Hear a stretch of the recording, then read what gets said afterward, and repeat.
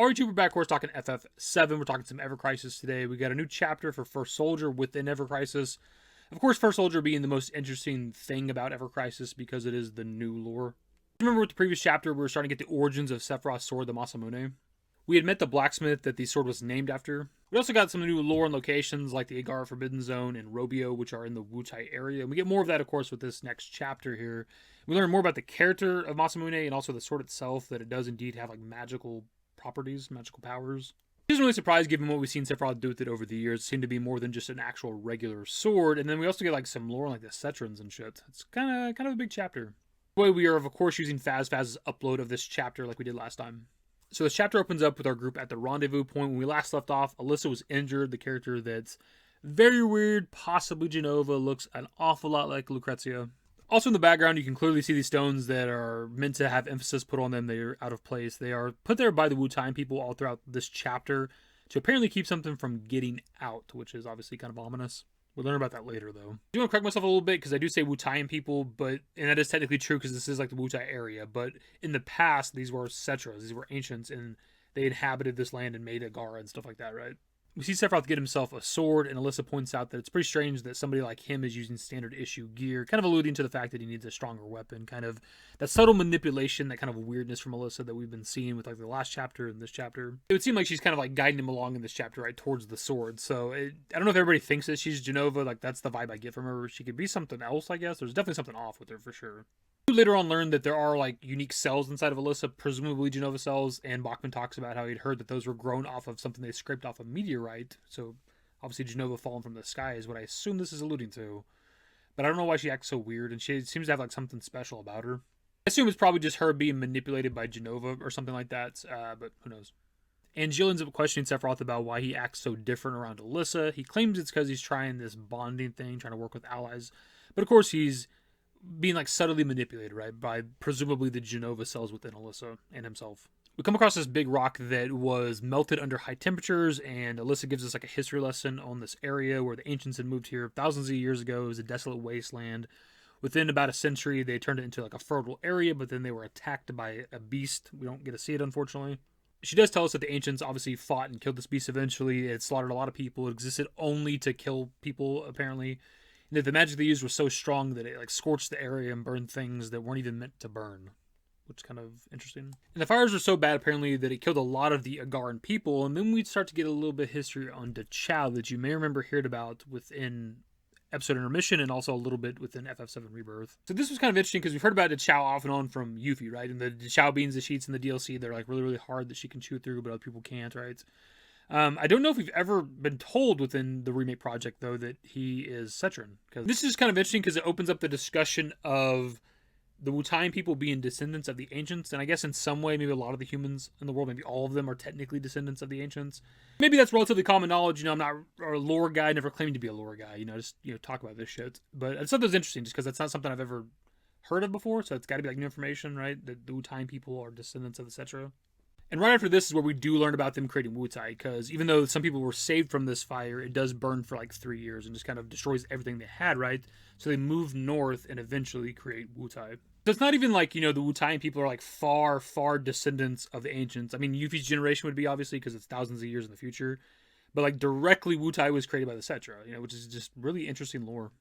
We have Alissa questioning Angeal for why he doesn't use the Buster Sword on his back. He does call it a good luck charm, more or less, and she says maybe it is lucky. And that could explain to a certain degree why, Zack and Cloud are the badasses they are. Maybe there is a little bit of luck in the Buster Sword. But I do wish he did, like, wear and tear brings about rust or whatever line that he does from Crisis Core. Maybe that's a line he comes up with later on in life, because this is still young Angeal, but, just wanted to hear it, I guess read it, whatever. She does say Angeal needs to get a more impressive sword, and it's like, what's more impressive than the fucking Buster Sword? Like, goddamn, that sword is like ridiculous. Rebirth does kind of allude to the possibility of the Buster Sword being some kind of like a standard issue weapon or something within Shinra, because whenever you're controlling Zack at the beginning, they talk about the fugitive being on the run with the Buster Sword, so they know what the sword is, they know what the name of it is. It's maybe a relatively common weapon, so maybe that's what she's saying. So this is the part of the chapter where we do learn that Alissa is an active model, I guess somebody that's meant to fight, that's like, got Jenova cells in them or whatever. And this is where Bachman talks about them scraping something off of a meteorite, to which she denies. This part was kind of interesting to me just because I don't know if she's denying it because she's oblivious to the fact of what the soldier program is, or if she's being like manipulated by the Jenova cells, and Jenova is the one denying that that's what happened or whatever. I don't entirely know. We know it's the truth though, obviously. Again, she's a very suspicious character. I don't even know if she's like a real person. Like, is it like some manifestation of Jenova or something, or is it somebody that's being controlled by Jenova? I don't know exactly what's going on, right? That's kind of the mystery, really. We then learned a bit of history about the village of Robio, roughly about 500 years in the past from when this is taking place. It was founded by another group of ancients. It was brought back to, like, life, essentially. They brought the land back that was, like, desolate, and then is wiped out again, and we don't really know why that is as of right now. We also learned that this is where Alissa's team was wiped out. And this right here is where we learned the history on the stones that I talked about previously in the video, the Wutai people, the Igaran people, whatever, put up to try to keep something from getting out. And then we just kind of start seeing like visions or illusions of what happened to the people of this village, which was a little bit interesting, a little bit weird.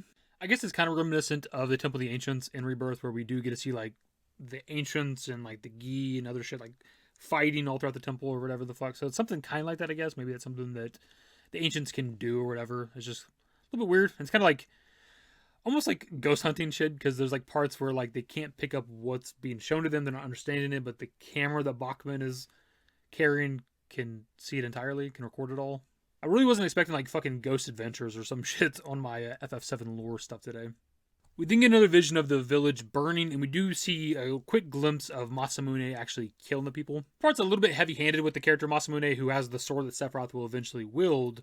They show him in the fire there, and they show it another time or two, which has to be alluding to like the future, where of course Sephiroth stands within the fire in Nibelheim, but it's like, do we really have to do that? Did that need to be done? It's a great shot. It's an iconic shot from the original FF7, but we've seen it a lot. They love to recreate it. It's their favorite thing to do when it comes to like FF7 and anything in regards to Sephiroth, right? It's like, there's other interesting stuff about Sephiroth besides him standing in fire. And this right here is where we get a more direct shot of the character Masamune like killing the people of Igara. Also, through a lot of this section right here, they keep talking about like the thing that killed the villagers and those like illusions and shit on the video, and it's like, it's fucking clearly the samurai guy you guys fought and saw in the last chapter. Like, it's not even ambiguous at all, like, what it is or who it is. And again, we get another vision here of Masamune killing the villagers, and they just don't address the fact that it's him, the guy that we fought in the previous thing, that has the sword that Sephiroth wants. I don't know why, it's kind of weird. And this is where we get some history on the guy that created Sephiroth's iconic sword. He was a blacksmith for the village of Robio. It does mention that he poured all of his energy into making a remarkable blade, of course, the iconic Masamune, but I don't think this chapter ever explains exactly why the sword is so special. Like, I mean, I know, like, he's a Cetran. They're all Cetrans. They all have, like, magic in some sort, right? But I don't really know what makes the sword any different than ones he's created before. And this is where we kind of learn about the magical nature of this sword, right? This is where the villagers start going kind of crazy, start fighting each other, wanting to get the sword for themselves, trying to break into, Masamune's house to, like, claim the sword for themselves, start killing each other and shit.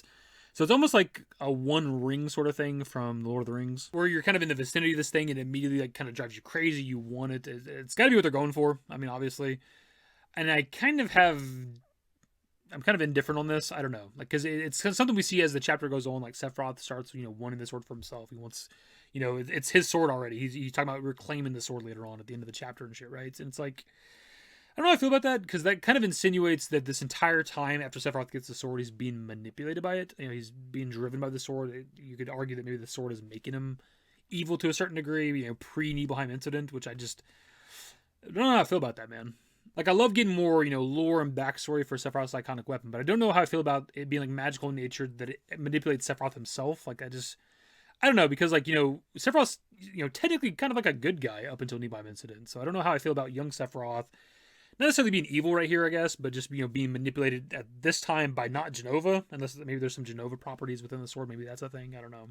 If it's, like, Jenova related, then I guess that's kind of fine. But even then, like, this is young Sephiroth, right? Sephiroth's not really manipulated by Jenova till, later in life. I don't know exactly. I can't remember exactly when this story takes place off the top of my head right now. But, it's years later that he's manipulated by Jenova. So, I don't know. I'm just kind of indifferent on it.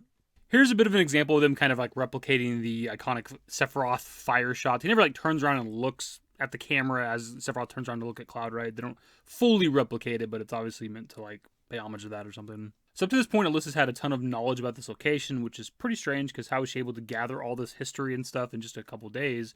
But she mentions that they came to her in her mind, like in terrible memories, essentially. She was shown what happened here. I'm not sure what's happening here in terms of, are they actually memories of her somehow, whatever. Are they just like the Jenova cells in her body reacting to this location, showing what happened here? Or is it just like the Cetran ghosts that we're kind of seeing around the region that are just showing her what happened here? I don't know.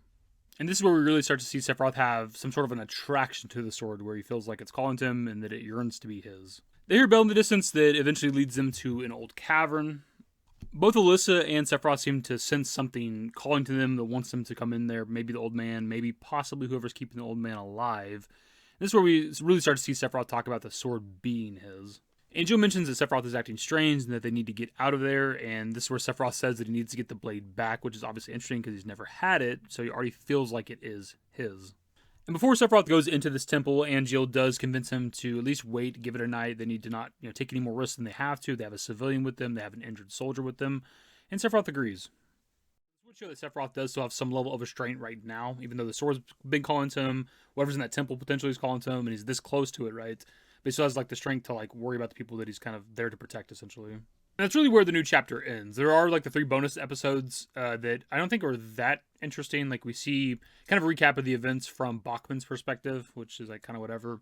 You see Sephiroth have another conversation with Jenova, who looks like Lucrecia, and like I guess like a dream sequence or something. I don't know. And then you have Angeal like remembering whenever he leaves to go join Soldier and gets the Buster Sword from his dad. That there's not really anything to talk about so much from all 3 of those. The only kind of interesting thing I got from this was that Angeal, I guess, gets the Embrace Your Dreams line from his father that he says, and eventually Zack says, of course. Overall, this was a pretty good chapter. I'm a little indifferent on some of the lore with the sword, even though it's something I've been asking for a long time. I didn't have any ideas for what I wanted personally for it. I just knew that based on like the original game's booklet, that there was something special about the weapon, right? So I've always been kind of looking forward to this. I just don't know how I feel about like the sword being like the one ring, like the Masamune like crafted this sword, and all of a sudden the villagers just start killing each other over it because they want it. It's like, huh? What? What's going on? Maybe I'm looking too much into it, but it makes me think of like when Sephiroth's around anybody, why aren't they like trying to like get the sword from him, or like attack him for the sword, or fight each other for the sword, or whatever, right? Because like why does it happen to the villagers and not literally everybody else? But also, again, I'm not entirely sure how like the sword is so powerful. Like I get that he was like a badass blacksmith, and again, they're all kind of they're magical people, they're Cetrans, right? But it's like he just poured all his energy into creating the sword, and now it's like a fucking world beater like weapon. Like what happened? Maybe there's some Jenova stuff involving the sword that I missed. Maybe, again, I think I mentioned earlier in the video that her, like, cells could maybe be a part of the sword. Maybe that's why it's so strong. And if that is the case, it's a little bit underwhelming to me just because it's, like, another thing involving Jenova, which I know it's a big part of the character of Sephiroth, obviously. But I would have just liked, a bit of a cooler origin story for the sword. I don't entirely know what I want, what I'm expecting from an origin story, but if it's just, like, it's crafted with Jenova cells or something or whatever, it's like, eh. I'm not writing it off entirely because there's still more story to be told, right? We have another chapter at least that's going to go into like the history of the weapon, which I'm looking forward to. I'm excited to be getting anything. It's better than nothing, right? Even if I don't fully agree with or am fully on board with what we get out of the full story for where the sword came from, I'm happy to be getting anything. But of course, that's where I pass off to you guys. What are your thoughts on the new chapter for First Soldier? What are your thoughts on the character of Masamune? What's going on with Alissa? What's going on with Sephiroth? The sword itself, the kind of origin story we got so far, the Cetran people that are in the Wutai area, the Wutaian people being, descendants of the Cetra, the Chow. There's a lot of stuff to talk about. This is the video. Subscribe to the channel if you guys are new. Social networks in the description below. Follow me on Twitter, ffvii. That's it. Bye. Used to care what people thought, but now I care more, and nobody out here's got it figured out. So therefore, I've lost all hope of a happy ending, depending on whether or not it's worth it. So insecure, no one's perfect. We spend it with no shame. We blow that like Coltrane. We in here like Rogaine, or leave it like Cobain.